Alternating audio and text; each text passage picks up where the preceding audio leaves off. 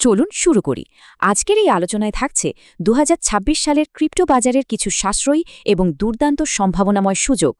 মূল প্রশ্নটা হলো ঠিক কোন কম দামি ডিজিটাল অ্যাসেটগুলো ভবিষ্যতে দীর্ঘমেয়াদে বেশ ভালো লাভের মুখ দেখাতে পারে। তবে শুরুতেই একটা বড় সতর্কবার্তা, ক্রিপ্টো বাজার মারাত্মক ঝুঁকিপূর্ণ, তাই যে কোনো বিনিয়োগের আগে স্বাধীন যাচাই বাছাই একেবারেই বাধ্যতামূলক। তো প্রথম ক্যাটেগরি হল এআই এবং ডিপেন্ড ট্রেন্ড।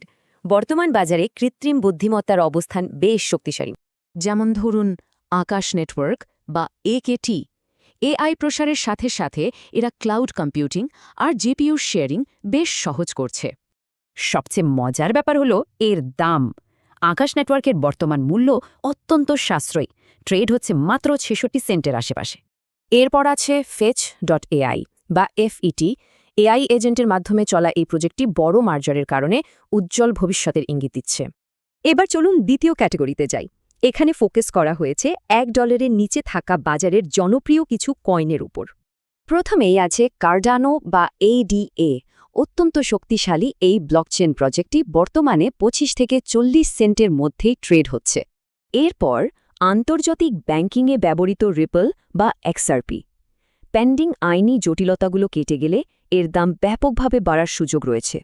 আর ডজকয়েন এখন প্রায় ১১ সেন্ট। কমিউনিটি আর এলন মাস্কের মতো প্রভাবশালীদের কারণে এটি হঠাৎ করেই বেশ প্রফিট দেয়। আমাদের শেষ ক্যাটেগরি হল উচ্চ সম্ভাবনাময় নতুন কয়েন। এগুলোতে ঝুঁকি যেমন বেশি, ঠিক তেমনি সর্বোচ্চ লাভের সম্ভাবনাও প্রচুর। যেমন কাসপা বা কেএসএ।